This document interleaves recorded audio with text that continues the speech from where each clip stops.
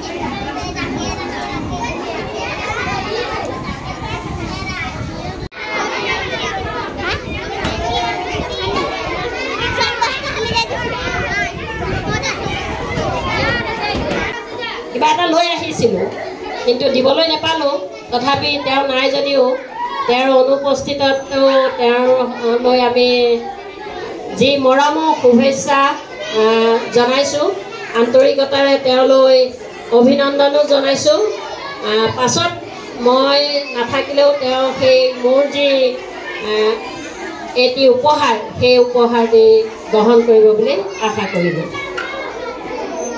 মোৰ হেপাহৰ যি বৰ পীড়া মই বাইদেউক কৈছিলোঁ মই এখন চামৰ পীড়া দিম দেই আৰু চামৰ পীড়াতে আপোনালোকক আদৰণি জনাম আৰু সেই চামৰ পীড়াখন মই যদিও ট্ৰেইনিঙত আছোঁ একদম বহু মানে হেঁপাহেৰে কষ্ট অকণমান কৰি আনিছোঁ আৰু এতিয়া মই প্ৰথমতে পাঠ কৰি দিছোঁ তাৰ পাছত আমি বাইদেউক দিম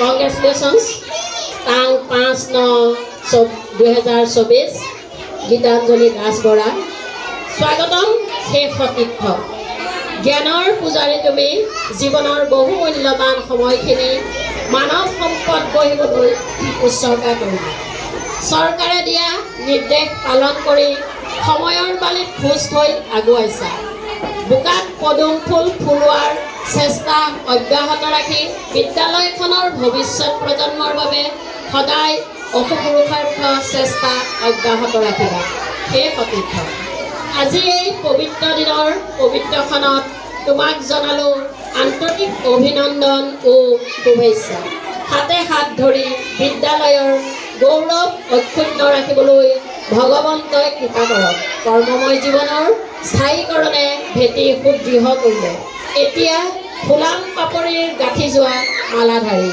আন্তৰিকতাৰে ৰীমা তামুলী প্ৰধান শিক্ষয়িত্ৰী চিলদুৰী বাগান প্ৰাথমিক বিদ্যালয় এয়াই হ'ল মোৰ আন্তৰিকতাৰে দিয়া চামৰ পীড়াখন এয়া আমাৰ বাইদেউ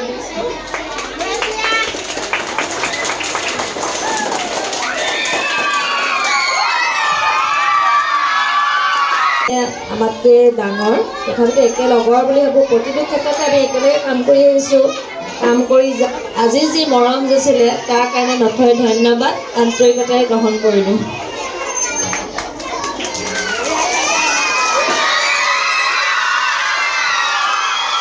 নমস্কাৰ মোৰ নাম শ্ৰীমতী অলংকিতা শইকীয়া আজি 5 ছেপ্টেম্বৰ ডক্টৰ সৰ্বপল্লী ৰাধাকৃষ্ণনৰ জন্মদিন মই তেখেতৰ বিষয়ে দুআষাৰমান কম প্ৰতি বছৰে 5 ছেপ্টেম্বৰ দিনটো দেশজুৰি শিক্ষক দিৱস হিচাপে পালন কৰা হয়।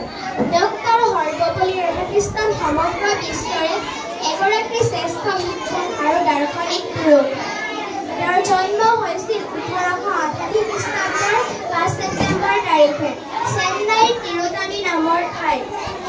প্ৰাথমিক শিক্ষা গাঁৱৰে প্ৰাইমেৰী স্কুলতে সমাপ্ত কৰি তেওঁ 1896 চনত শিক্ষাৰ্থীৰে হাইস্কুলীয়া শিক্ষা গ্ৰহণ কৰে। তেওঁৰ পিতৃৰ নাম আছিল সৰ্বেপল্লী বীৰাস্বামী আৰু মাতৃৰ নাম আছিল চিদাম্বৰ। শিক্ষক হোৱাটো তেওঁৰ জীৱনৰ প্ৰধান লক্ষ্য আছিল। 1952 চনৰ পৰা 1962 চনলৈ দুটা কাৰ্যকালৰ বাবে ভাৰতৰ উপৰাষ্ট্ৰপতি হয়। 1962 চনত ভাৰতৰ দ্বিতীয়জনা ৰাষ্ট্ৰপতি হিচাপে কাৰ্যনিৰ্বাহ কৰে। 1954 চনত দেশৰ সৰ্বোচ্চ সন্মান ভাৰত ৰত্নৰে বিভূষিত হয়। ভাগৱত গীতা, ভাৰতীয় দৰ্শন, গৌতম বুদ্ধ আদি তেওঁ ৰচনা কৰিছিল। 1976 চনৰ 16 এপ্ৰিলত ডক্টৰ সৰ্বপল্লী ৰাধাকৃষ্ণনৰ মৃত্যু হয়। তেখেতৰ প্ৰতি সন্মান জনাই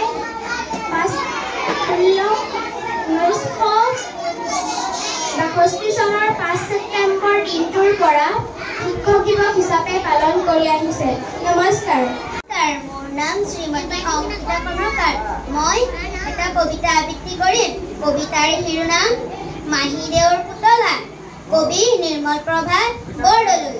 মাহীদেউৰ পুতলা। আমাৰ ওচৰতে মাহীদেউৰ ঘৰ। মাহীদেউৰ পুতলাটিৰ হ'ল এদিন জ্বৰ। জ্বৰ জ্বৰ পানী লগা জ্বৰ। হাচিউ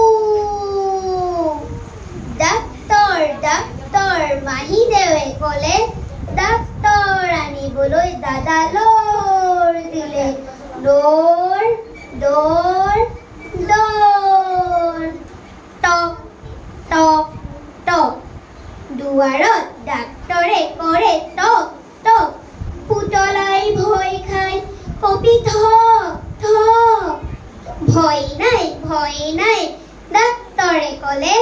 লাহেকৈ পুতলাক বেজী এটা দিলে। আইঐ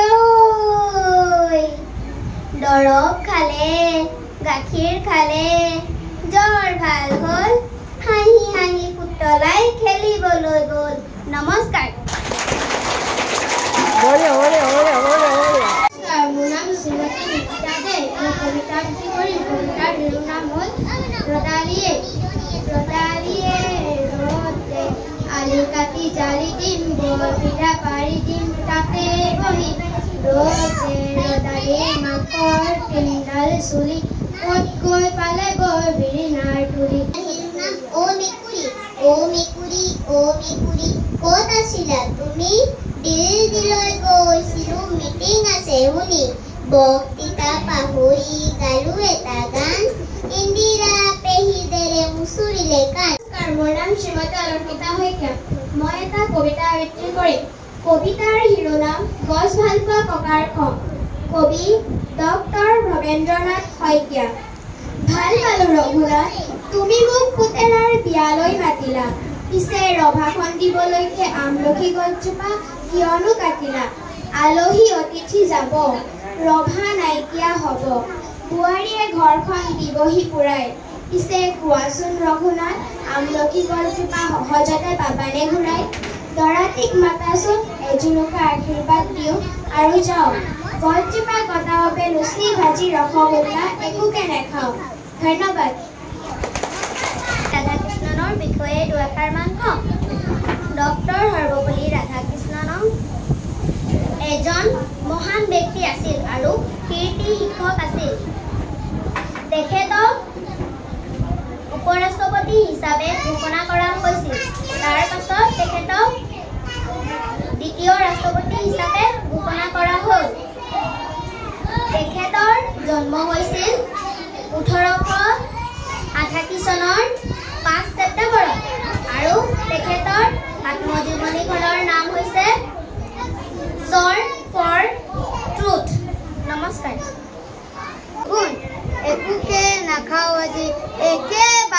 সুখ নাই আছে যদি আদাহে চিৰা দিবা ভাল চাই দৈ মোক নালাগে গাখীৰৰ হৰ পালে খেজুৰি গুড় নিকি লয়া পালে নাই যদি মালভোগ জাহাজী কলকে আন আৰু একো নালাগে হ'ব জলপান